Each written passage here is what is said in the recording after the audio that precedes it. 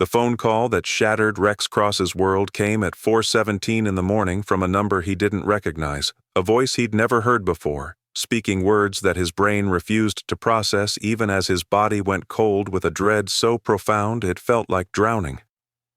"Mr. Cross? This is Detective Angela Rodriguez with Oakland PD. I'm afraid I have some very difficult news about your son Daniel.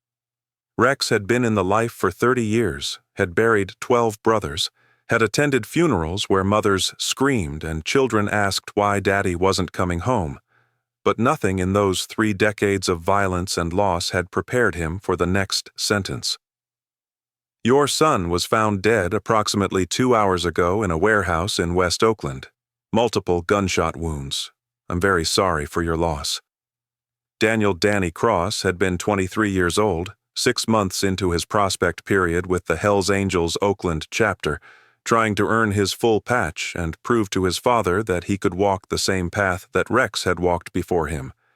He'd been a courier that night, running a package of what Rex thought was just motorcycle parts and legitimate business documents from Oakland to Sacramento, a simple run that prospects did dozens of times to prove they were reliable and could follow orders without asking questions. The route was safe, the job was routine, and Danny had texted his father at midnight saying everything was smooth and he'd be home by 2 a.m. That text was the last time Rex would ever hear from his only son, his only child, the boy who'd grown up worshiping his father despite the leather and the violence and the life that had cost Danny his parents' marriage when he was 7 years old. Jake "Reaper" Sullivan found Rex sitting in his truck in the clubhouse parking lot an hour after the call, still holding his phone, still staring at Danny's last text message, his face completely expressionless in that way that scared Jake more than any rage would have. Jake had been Rex's vice president for 12 years, and his best friend for 30 had stood beside him through wars with rival clubs and federal investigations and personal demons that would have destroyed weaker men. He'd also buried his own son 8 years ago, a Marine corporal killed by an IED in Fallujah, so he understood the particular horror of a parent receiving that call, that knock on the door, that moment when your entire world inverts and nothing will ever be the same again. "Brother," Jake said quietly, opening the truck door and placing one scarred hand on Rex's shoulder. "I'm here.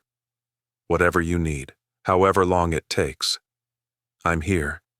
If you're ready to witness how a father's grief transformed into the most devastating campaign of revenge the criminal underworld has ever seen, how a single death triggered a war that would expose corruption reaching into the highest levels of law enforcement and leave a body count that still haunts everyone involved, hit that like button and subscribe, because this story will take you into the darkest corners of betrayal, justice, and the terrible price we pay when we discover that the real monsters wear badges and hide behind the law they're sworn to uphold. The next 72 hours would see 2,500 bikers mobilize across California and the systematic destruction of an entire cartel's infrastructure. But the truth behind Danny's death would prove far more twisted than anyone could have imagined. Detective Rodriguez met Rex at the morgue 2 hours later, her face showing the professional sympathy of someone who'd delivered too much bad news to too many families. She was thorough, compassionate, and clearly uncomfortable with what she had to tell him. "Your son was found in a warehouse that we know is controlled by Los Hermanos Negros, a relatively new cartel that's been moving into Oakland's drug trade over the last 18 months. Based on the evidence at the scene, it appears Danny walked into what was supposed to be a meeting, and they executed him. 3 shots to the chest, 1 to the head. Professional hit." She paused, clearly debating how much to share. "Mr. Cross, I need to ask you directly. Was your son involved in drug trafficking? Because the location and the manner of death suggest a deal gone wrong or a territorial dispute." Rex felt rage building in his chest, like a physical pressure that threatened to explode. "My son was running legitimate club business, motorcycle parts, documents, nothing illegal. But even as he said it, doubt was creeping in because he knew the club moved other things sometimes, knew that prospects weren't always told exactly what they were carrying, knew that Danny might have been used as a mule without his knowledge. Detective Rodriguez's expression suggested she didn't believe him, and that disbelief felt like an additional violation, like his son was being murdered twice, once by bullets and once by assumptions about who he'd been and what he'd deserved. "I need to see him," Rex said, his voice barely controlled. "I need to see my son." They led him into the cold room where Danny's body lay on a steel table under harsh fluorescent lights that made everything look worse than it already was. Rex had seen death countless times, had caused death when necessary, but seeing his son's face pale and still and marked by violence that should never have found him broke something inside Rex that would never fully heal. Danny had his mother's eyes, and Rex's stubborn jaw had been too smart for the life and too loyal to walk away from it, had wanted nothing more than to make his father proud and earn a patch that would mark him as a man worthy of respect.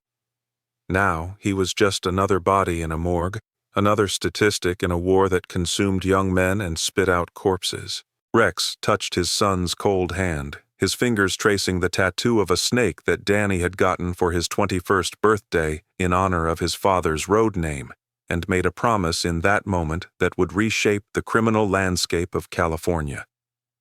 "I will find who did this. I will make them pay. And I will burn their world to ashes." Tommy Bulldog Martinez was already mobilizing the chapter when Rex returned to the clubhouse 3 hours later.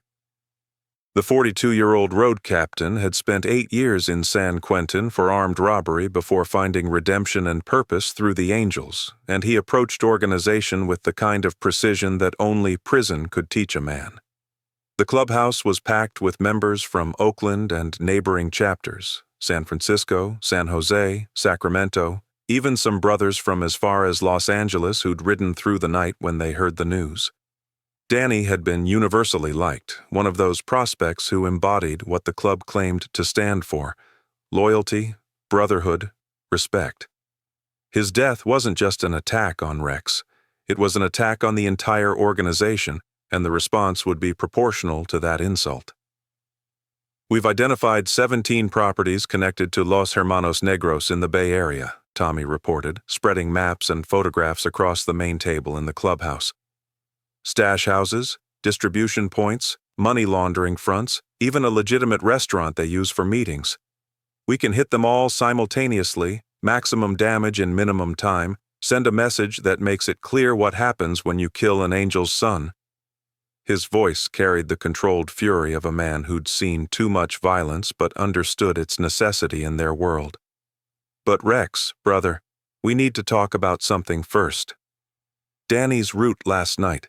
He was supposed to go straight to Sacramento, but his phone's GPS shows he made a stop in West Oakland that wasn't on the itinerary. Someone called him, redirected him to that warehouse.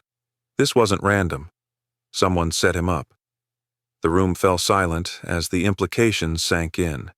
If Danny had been deliberately sent to that warehouse, it meant someone with knowledge of club operations had betrayed him. The prospect of a traitor within their ranks was more terrifying than any external enemy because it meant they couldn't trust their own intelligence, their own security, their own brothers. Jake stepped forward, his weathered face grave. "We need to find out who gave Danny his orders last night, who knew his route, who had access to change it.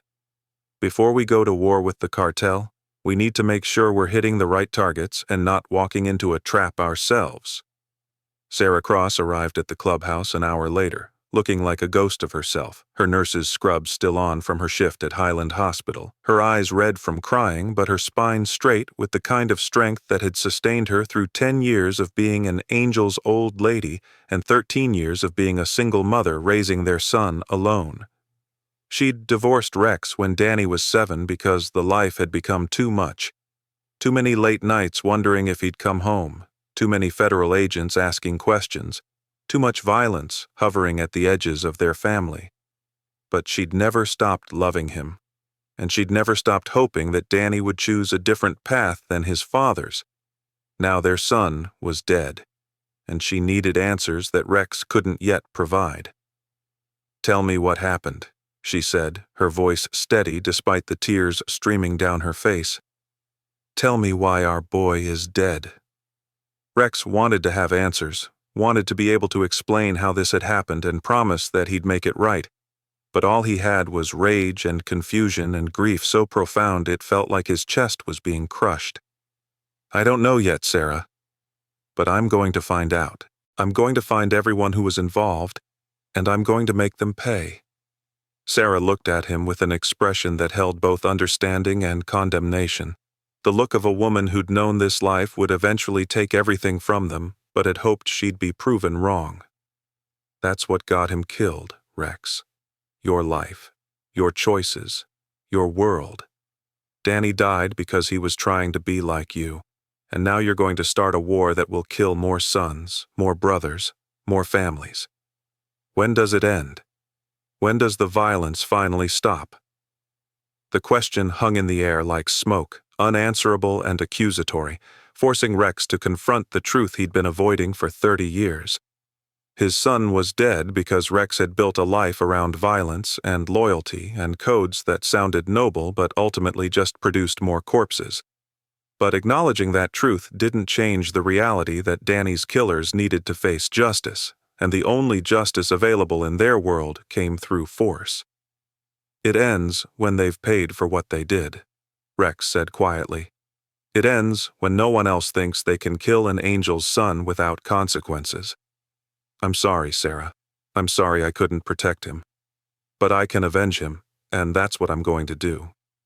Carlos El Cuchillo Vasquez sat in a safe house in East Oakland, his hands still shaking 12 hours after he'd pulled the trigger that killed Danny Cross. The 23-year-old hadn't been supposed to die. Carlos had been told he was executing a rival dealer who'd been skimming product, a routine enforcement action that kept the cartel's operations running smoothly. But when the kid had arrived at the warehouse and Carlos had seen his face in the light, he'd realized something was wrong. This wasn't a hardened criminal or a rival dealer. This was just a kid, scared and confused, asking where the parts delivery was supposed to go. Carlos had hesitated, his finger on the trigger, his mind screaming that this was wrong, but the voice on his radio had been insistent, commanding, carrying the authority of someone who didn't accept hesitation. "Take the shot, Carlos. Now. He's seen your face. He's compromised the location. Take the shot, or you'll be the one lying dead." So Carlos had fired 3 shots to the chest that had dropped the kid instantly, and then 1 to the head because that's what professionals did to confirm a kill. It was only afterward, when he'd searched the body and found the Hells Angels prospect patch and the innocent contents of the delivery bag, that he'd realized the magnitude of what he'd been ordered to do. Someone had set him up to kill a biker's son, to trigger a war that would consume both organizations, and Carlos was the patsy who'd pulled the trigger. His phone buzzed with a text from his younger brother Diego. "What the fuck did you do? The Angels are mobilizing. They're going to come for all of us. Get out of Oakland. Now." But Carlos knew there was no getting out, no running from what he'd done. The Hells Angels would hunt him to the ends of the earth, and Los Hermanos Negros would sacrifice him in a heartbeat if it meant buying peace or making a deal. He was dead either way, but maybe he could save his brother, could get Diego out before the war started and consumed everyone in its path. He texted back, "Diego, listen to me carefully. Leave the city, tonight. Don't tell anyone where you're going. Don't contact anyone in the organization. Just disappear. I'm sorry, little brother. I'm so sorry." Then he destroyed his phone, grabbed the gun he kept under his mattress, and prepared to die fighting rather than wait for death to find him cowering in a safe house. Marcus Ghost Kane watched the chaos unfold from his apartment in Berkeley, feeling satisfaction mixed with the first stirrings of concern that perhaps his carefully constructed plan was moving too fast. At 52 years old, Marcus had been a Hells Angel for 23 years before being expelled from the club 5 years ago for stealing from the organization and cooperating with federal investigators to avoid prison time.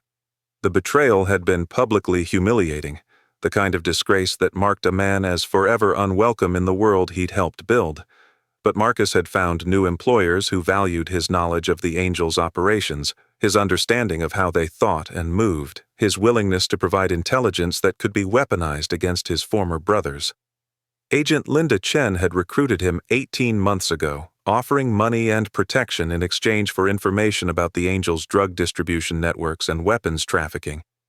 What Chen hadn't told Marcus, what he'd only gradually come to understand, was that she wasn't building a case for prosecution. She was building a case for elimination, using the Angels' own enemies against them, orchestrating conflicts that would weaken all the criminal organizations in Northern California and create opportunities for her own network of corrupt federal agents to seize control of the most profitable operations. Danny Cross's death had been Marcus's idea, his suggestion to Chen that killing Rex's son would trigger exactly the kind of war they needed to reshape the criminal landscape. He'd provided the information about Danny's route, had arranged the phone call that redirected him to the warehouse, had given Carlos the order to shoot.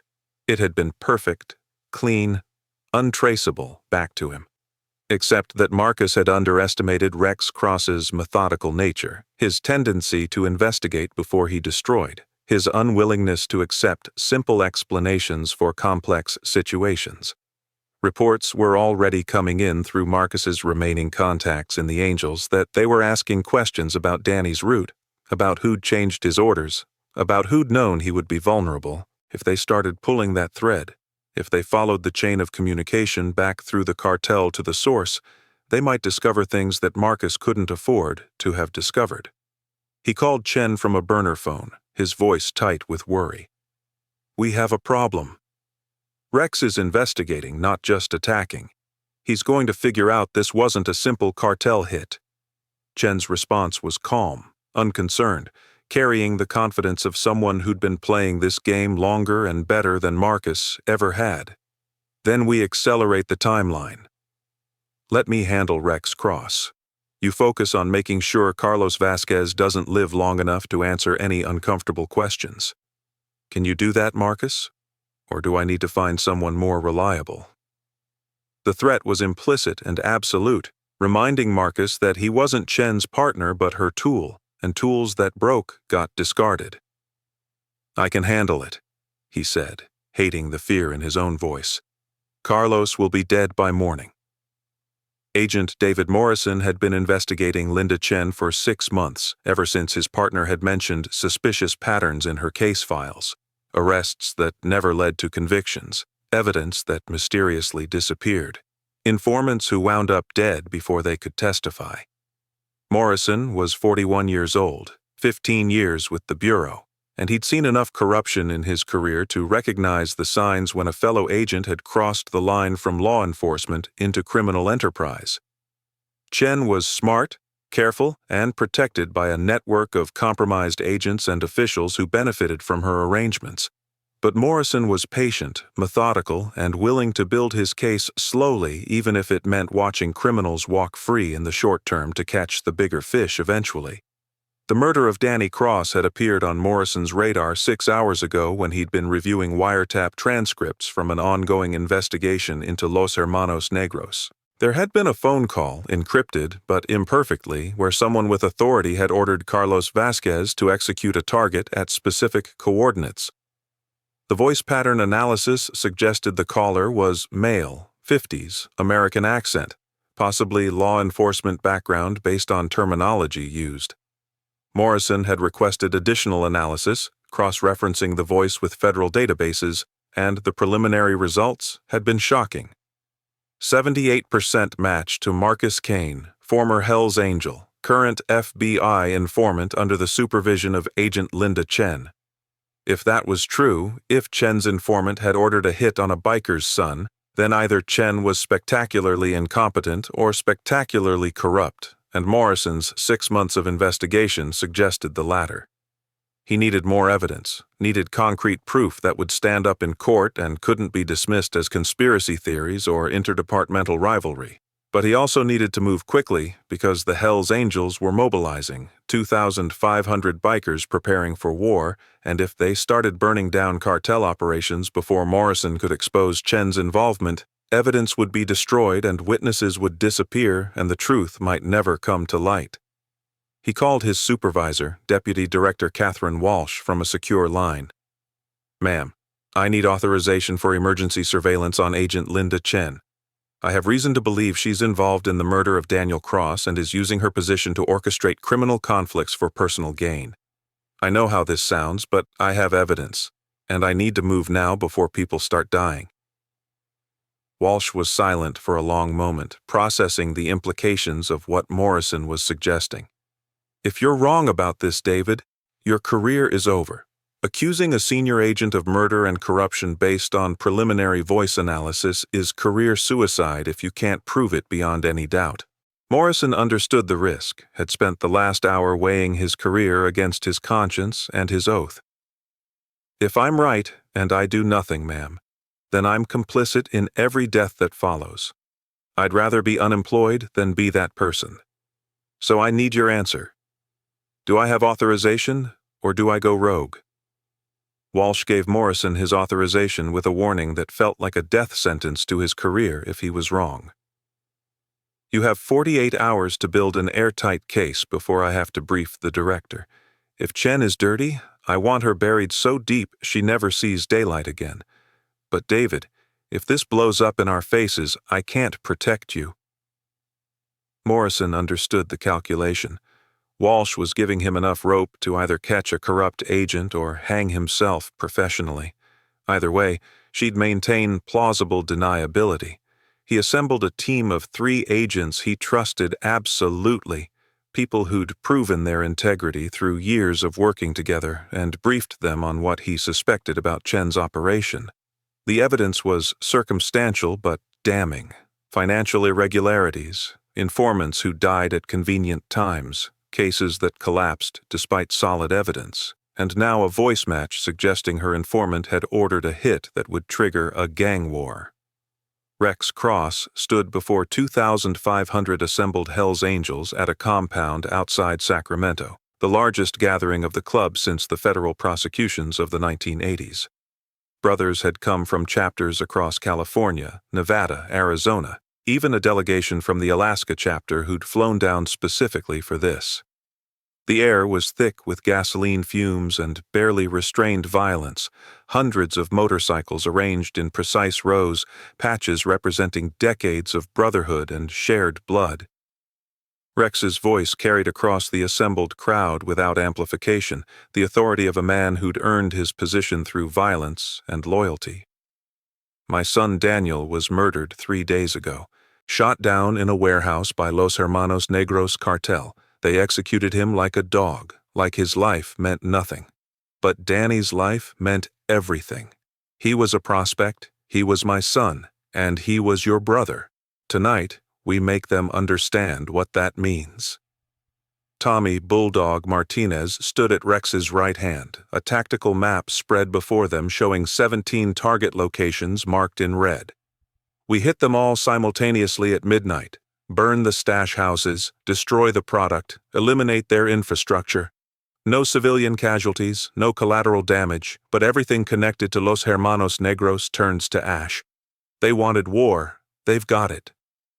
The assembled bikers roared approval, engines revving in a thunder that shook the ground. But Jake Reaper Sullivan raised his hand for silence, his weathered face troubled. "Before we roll out, we need to talk about the intel Tommy found. Danny's route was changed by someone with access to our secure communications. Someone inside our organization redirected him to that warehouse. We might be going to war with the cartel, but there's a traitor in our ranks, and we need to find them." The crowd's mood shifted instantly from bloodlust to paranoia, brothers looking at each other with suspicion, the unity fracturing as everyone wondered who could be dirty. Rex felt the organization threatening to tear itself apart before the war even started. "We'll find the traitor," he said with absolute certainty. "But first, we handle the people who pulled the trigger. Then we deal with whoever set Danny up. Tonight, Los Hermanos Negros learns what happens when you touch a Hells Angels family. Tomorrow, we hunt the rat in our organization. Jake, Tommy, you coordinate the strike teams. Everyone else, you have 4 hours to prepare. Check your weapons, fuel your bikes, make your peace with whatever God you believe in, because tonight we ride into hell itself. Carlos El Cuchillo Vasquez was cleaning his gun when his apartment door exploded inward, the frame splintering under the impact of a battering ram. He raised his weapon instinctively but froze when he saw who was entering. Not Hell's Angels coming for revenge. Not Los Hermanos Negros enforcer coming to silence him. Marcus Ghost Kane, a man Carlos had never met but whose face he recognized from cartel intelligence files as a former angel-turned-informant, entered with a suppressed pistol already aimed at Carlos's chest. "Nothing personal, kid," Marcus said, his voice carrying genuine regret. "You're a loose end, and loose ends get clipped. Someone should have taught you that before they used you to start a war." But Carlos had spent 3 years surviving in the cartel by being faster and meaner than people expected. His hand moved to the backup piece taped under his coffee table even as Marcus fired, the bullet catching Carlos in the shoulder instead of the heart. Carlos returned fire, his shot wild but lucky, catching Marcus in the leg and dropping him. Both men scrambled for position, bleeding and desperate, knowing only one would leave this room alive. "Who sent you?" Carlos gasped, his shoulder screaming agony with every movement. "Who gave the order to kill that kid?" Marcus laughed bitterly, applying pressure to his leg wound. "You really don't know? You're just a trigger, Carlos. A puppet. The woman pulling the strings, she's FBI, Agent Linda Chen. She's been using all of us, the angels, the cartel, everyone, to build her own empire while we destroy each other." The revelation hit Carlos like a physical blow. He'd killed an innocent man on orders from federal law enforcement? Why? Why would the FBI want a biker's son dead? Marcus's expression turned haunted. Because Chen needed a war, needed the angels and the cartel to tear each other apart so she could seize control of the territory when the smoke cleared. Danny Cross was just convenient fuel for the fire. Young, innocent enough to make his father rage, connected enough to mobilize the entire club. Perfect victim. He raised his weapon again, his hand shaking from blood loss. "And now you know too much, which means you die. Which means I'm the only witness, which means Chen will kill me next to tie up loose ends. We're both dead men, Carlos. Question is who dies first." Agent Morrison burst into Chen's office with a warrant and 3 armed agents, his weapon drawn and his badge displayed. "Linda Chen, you're under arrest for conspiracy to commit murder, corruption, obstruction of justice, and about 20 other charges we'll add as we dig deeper into your operation." Chen looked up from her desk with an expression of mild surprise that seemed almost amused. "David, I always knew you were too idealistic for this job. You actually believe the system works, that good guys win and bad guys lose. It's adorable." She made no move to resist, instead standing calmly with her hands visible. "I assume you have Marcus on tape admitting something incriminating? Or perhaps Carlos survived long enough to talk? Either way, you should know that I've been documenting everything for insurance purposes. Every corrupt official I've worked with, every deal I've made, every operation I've orchestrated. If I go down, I'm taking 40 federal agents, a dozen local police, 2 judges, and a senator with me." Morrison felt his stomach drop. Chen wasn't just corrupt. She was the center of a network so vast that exposing her would destabilize law enforcement across Northern California. "That sounds like a confession," he said, gesturing for his team to cuff her. "You're done, Chen." But Chen smiled as the handcuffs clicked around her wrists. "Am I? Or am I the only person who knows where all the bodies are buried, literally and figuratively? You arrest me, David, and I start talking. I start exposing everyone. Your career, your boss's career, careers of people you respect, all of them are connected to my operations, whether they knew it or not. I've made sure that I'm too dangerous to prosecute. So here's what's going to happen. You're going to let me walk out of here, and in exchange, I'll give you Marcus Kane and enough evidence to close your case without implicating anyone else." Morrison wanted to refuse, wanted to believe that justice would prevail and Chen would face consequences. But he'd seen too many powerful people escape accountability through exactly these tactics, mutually assured destruction that made everyone complicit in the cover-up.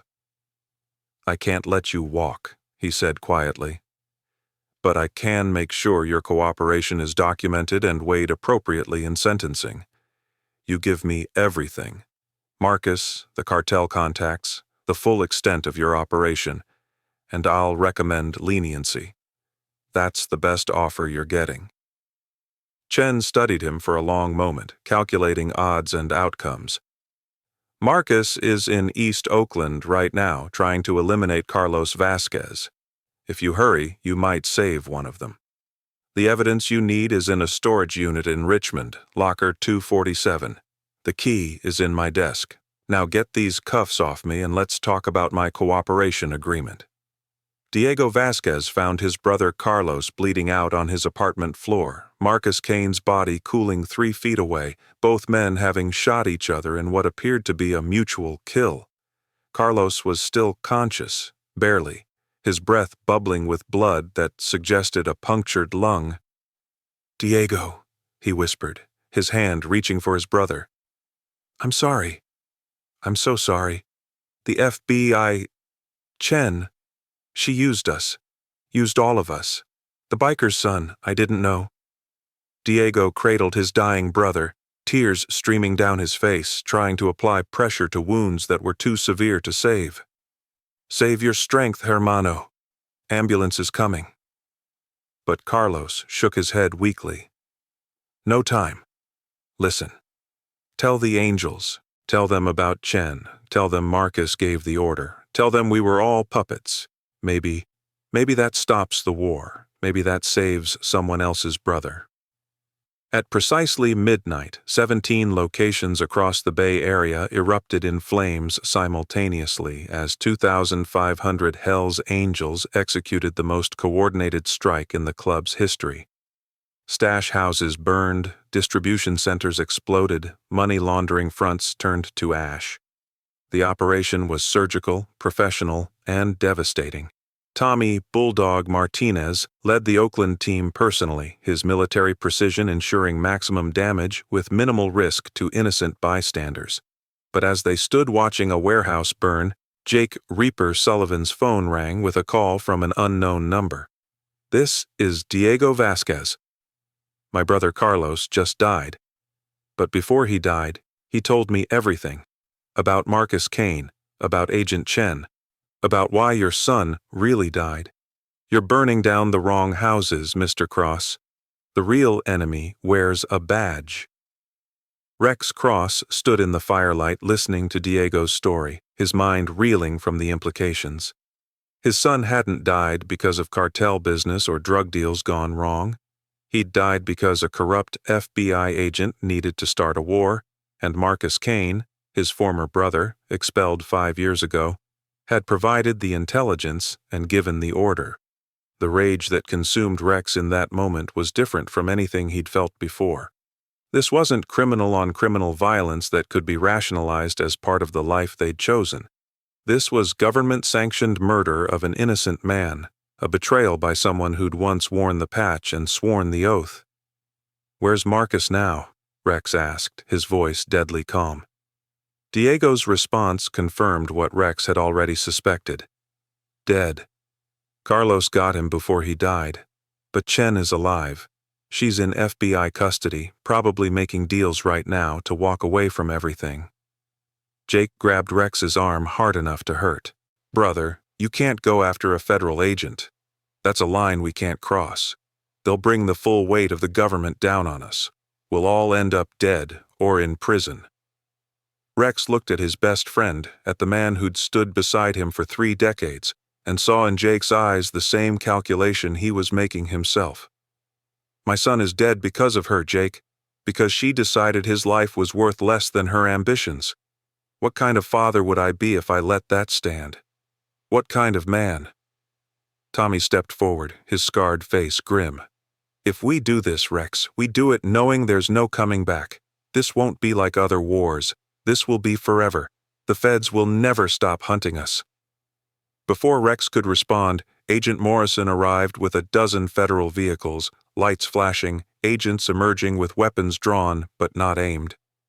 Morrison approached slowly, his hands visible, his badge displayed. "Rex Cross, I'm Agent David Morrison. I need you to stand down. Agent Linda Chen is in custody. Marcus Kane is dead. We have evidence of everything. The corruption, the manipulation, the murder of your son. Justice will be served through the legal system. But if you kill her, if you go after a federal agent, I can't protect you. None of this evidence will matter. You'll be hunted until you're dead or imprisoned."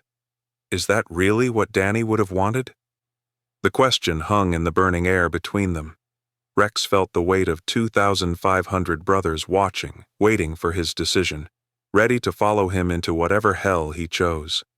He thought about Danny, about the boy who'd loved motorcycles and loyalty and had died trying to earn his father's respect. He thought about Sarah's question, "When does the violence end?"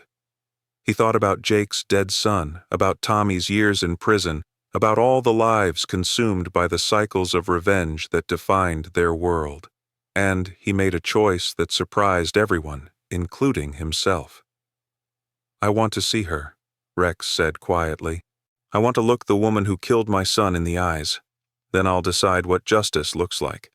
Agent Morrison arranged the meeting in a federal holding facility with more security than most presidential visits. 20 armed agents positioned throughout the building. Rex and Jake escorted through metal detectors and searched 3 times before being allowed into the interview room where Linda Chen sat in handcuffs, her expression unreadable. Morrison stood against the wall, his hand near his weapon, ready to intervene if Rex decided revenge was more important than answers. "You have 10 minutes, Morrison said. "She's already agreed to full cooperation in exchange for a reduced sentence. Everything she knows, everyone she worked with. It's all going on record. Your son's death will be prosecuted, and she'll spend the rest of her life in prison. But I need you to understand that killing her here accomplishes nothing except destroying your club and everyone in it." Rex sat across from Chen, studying the woman who'd orchestrated his son's murder like she was planning a business merger. She was smaller than he'd imagined, ordinary-looking, the kind of person you'd pass on the street without a second glance. That ordinariness made her somehow more monstrous. Evil didn't need to announce itself with scars and leather. It could hide behind a badge and a government salary. "Why?" Rex asked, his voice controlled despite the rage burning inside him. "Why, my son? Why Danny specifically?"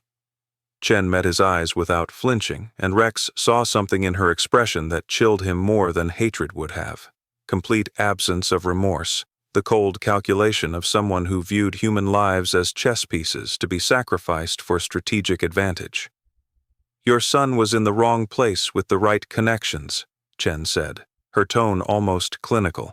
"I needed to destabilize both the Hells Angels and Los Hermanos Negros to create opportunities for my network to absorb the most profitable operations." Marcus Kane suggested targeting a prospect because it would generate maximum emotional response without removing a senior leader whose loss might actually weaken your organization's ability to retaliate. Danny was young, sympathetic, connected to leadership, perfect catalyst for the war I needed. She paused, and something that might have been actual human feeling flickered across her face. For what it's worth, he wasn't supposed to suffer. Carlos was ordered to make it quick. The extra shot to the head, that was mercy, not cruelty. Jake lunged forward, his hands reaching for Chen's throat before Morrison and 2 other agents tackled him, forcing him back. "You're talking about mercy? You murdered a 23-year-old kid to start a war for profit, and you want credit for making it quick?" Jake's voice was breaking, tears streaming down his face. "My son died in Iraq fighting for something he believed in. Rex's son died in a warehouse because you decided his life was worth less than your career ambitions. How do you live with that? How do you sleep at night?" Chen's expression didn't change, and that lack of reaction was somehow worse than any defense or justification would have been. She'd compartmentalized Danny's death so completely that she felt nothing, and Rex realized in that moment that killing her would be pointless. She was already dead inside, already a monster wearing human skin. "I want to know everyone involved," Rex said quietly. "Every agent, every official, every person who knew what you were doing and let it happen. Morrison says you're cooperating, giving up your network. I want those names. I want to know how deep this corruption goes." Chen smiled, a cold expression without warmth. "You want the truth, Mr. Cross?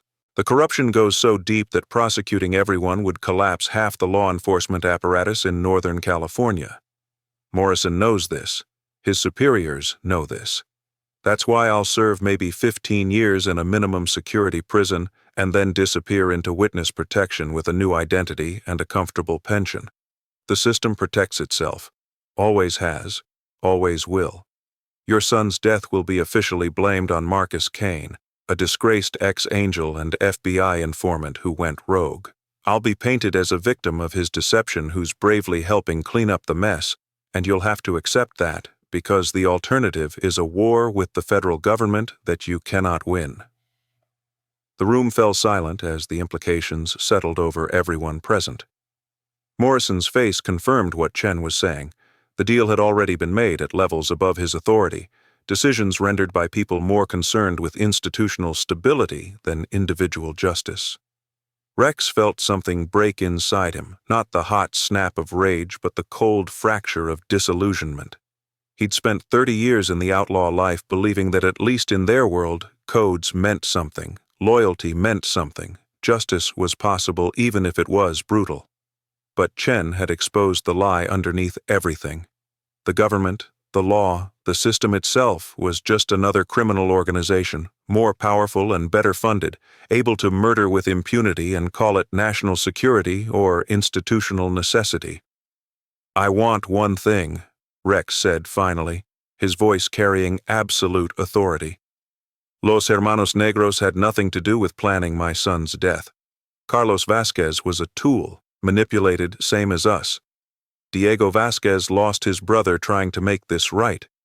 I want your cooperation to include a statement clearing the cartel of responsibility for Danny's murder and identifying Marcus Kane as the actual architect under your direction. I want the war to end with truth, not more lies." Chen considered this for a moment, calculating what it cost her versus what it gained. "Done. I'll include a full statement clearing the cartel of conspiracy and laying responsibility on Marcus. But that means you call off your dogs, Cross. No more attacks on cartel operations. No more revenge. You got your truth. Now you live with it." Morrison escorted Rex and Jake out of the facility 30 minutes later, both men looking like they'd aged a decade in a single night. Outside, Tommy Bulldog Martinez waited with 200 angels, engines idling, weapons visible, ready to assault the building if Rex didn't emerge safely. The sight of them, this massive show of loyalty and force, made Rex feel both proud and profoundly tired. "Stand down," Rex called out, his voice carrying across the parking lot. "Danny's killer is dead. Marcus Kane was the traitor. Agent Chen is going to prison. The war is over. Los Hermanos Negros was used like we were used. Diego Vasquez lost his brother trying to warn us. We're done burning houses. We're done feeding a system that wanted us to destroy each other while corrupt feds profited from the chaos." The announcement created confusion and anger, brothers who'd ridden hundreds of miles for war being told to pack up and go home without the catharsis of violence. One younger member, a prospect from the San Jose chapter, shouted, "What about justice for Danny?" "We just let this go?" Rex walked toward him, his boots crunching on gravel, and placed one hand on the young man's shoulder. "Justice isn't always about body counts, brother. Sometimes it's about exposing the truth and refusing to play the game they designed for us. Chen wanted us to burn ourselves out fighting the cartel. She wanted us weakened, scattered, vulnerable. We don't give her that satisfaction. We go home. We bury our dead. We remember why we're brothers in the first place. That's how we honor Danny, by not becoming the monsters she tried to turn us into." Tommy "Bulldog" Martinez stepped forward to address the assembled angels, his voice carrying the weight of a man who'd found redemption through the club and understood what Rex was trying to preserve. "Listen up. President has made his call. War's over. We've lost brothers before, we'll lose brothers again, that's the life we chose. But we don't let outsiders manipulate us into destroying ourselves. Danny Cross died because a corrupt Fed used him as a match to light a fire. We're not giving her that fire. We're going home. Anyone's got a problem with that, take it up with me personally." The implicit threat in his words, backed by his reputation as one of the most feared enforcers in the club, ended any potential rebellion. Engines started, brothers began mounting their bikes. The army that had assembled for war now dispersing back to their chapters across California and beyond. Sarah Cross met Rex at the cemetery 3 days later for Danny's funeral, a private ceremony attended only by family and a select few brothers who'd known Danny best. Rex had paid for everything: the mahogany casket, the plot beside his own parents' graves, the headstone that read, "Daniel Rex Cross, beloved son, brother, friend, 2002 to 2025, loyal until death." Sarah stood beside him in black, her nurse's pragmatism failing her completely as she watched their only child's casket lowered into the ground. "Did it help?" she asked quietly. "Meeting the woman who killed him? Getting your answers? Does any of it make this hurt less?" Rex wanted to say yes, wanted to believe that truth and justice mattered, but standing over his son's grave, all he felt was the crushing weight of choices that had led them to this moment. "No," he admitted, "it doesn't help. Doesn't bring him back. Doesn't make sense of why a 23-year-old kid who just wanted his father's approval had to die so some corrupt agent could consolidate power. But Sarah, if I'd gone the other way, if I'd killed Chen or started a war that consumed everyone, would that have helped? Would more bodies in the ground make Danny's death mean something?" Sarah was quiet for a long moment, her hand finding his despite the years of separation and hurt between them. "I don't know. I don't know if there are any right answers when your child dies. But I know Danny loved you despite everything, despite the life you chose, despite the danger that followed you everywhere. He died trying to be like you.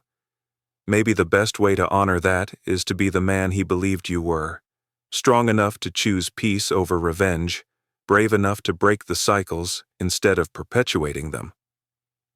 6 months after Danny's funeral, Agent Morrison testified before a closed congressional hearing about the corruption he'd uncovered within the FBI's Organized Crime Division.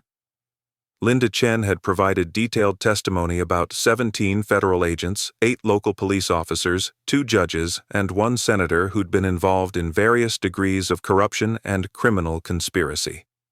The scandal was contained through classified proceedings, most of the implicated officials quietly retiring or being reassigned, the public never learning the full scope of the corruption. Chen received 20 years with possibility of parole in 15, a sentence that would see her released before she turned 70. Marcus Kane was officially blamed for Danny Cross's murder, his actions explained as those of a disgraced informant seeking revenge against his former club. Los Hermanos Negros cartel operations continued, albeit with new leadership after several arrests. And Rex Cross continued as president of the Hells Angels Oakland chapter, his legend growing as the man who'd assembled 2,500 bikers for war and then chosen peace.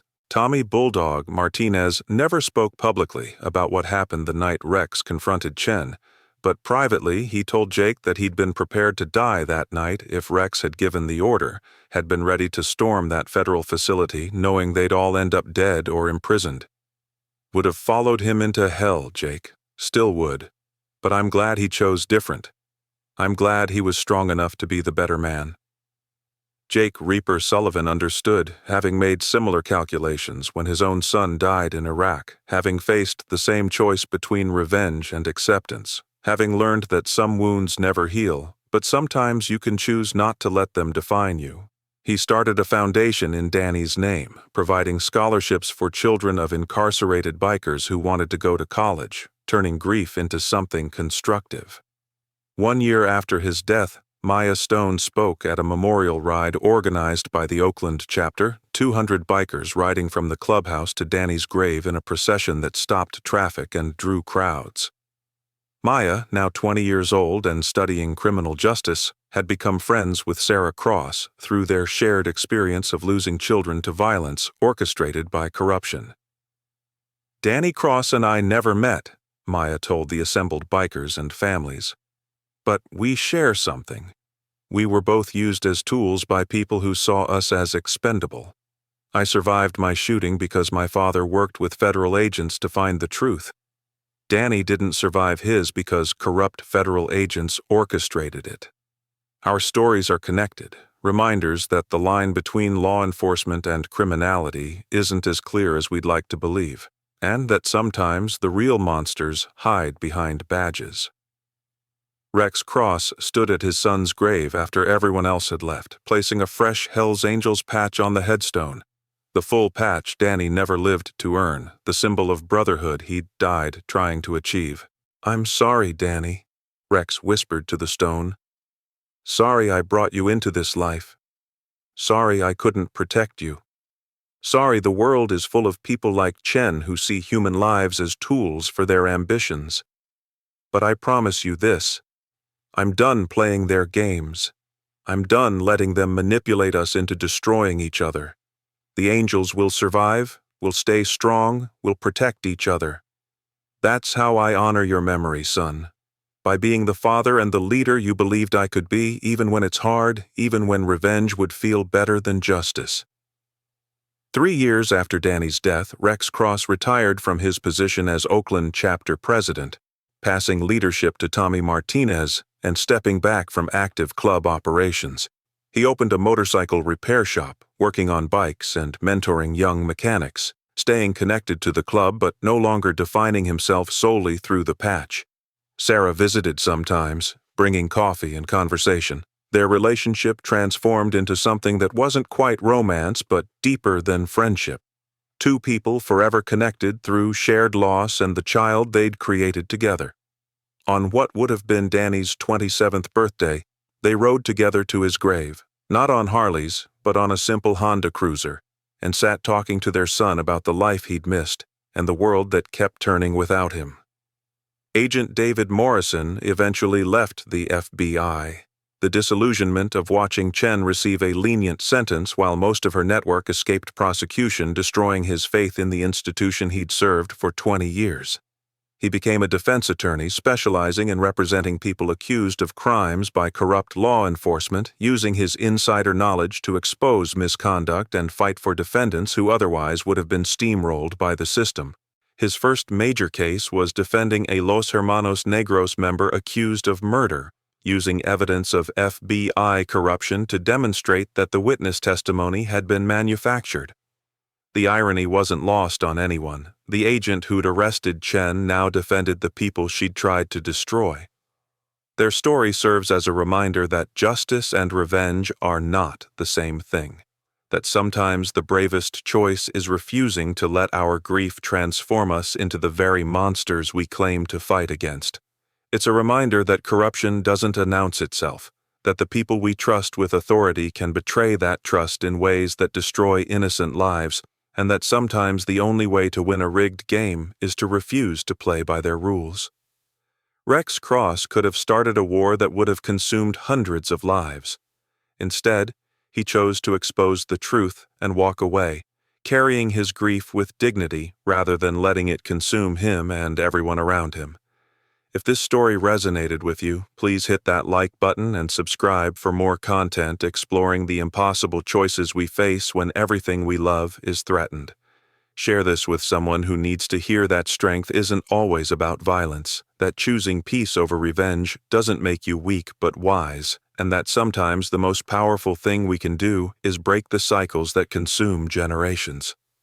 Danny Cross's death was a tragedy orchestrated by corruption, but his father's response became a testament to the idea that even in our darkest moments, we can choose to be better than the worst things that happen to us.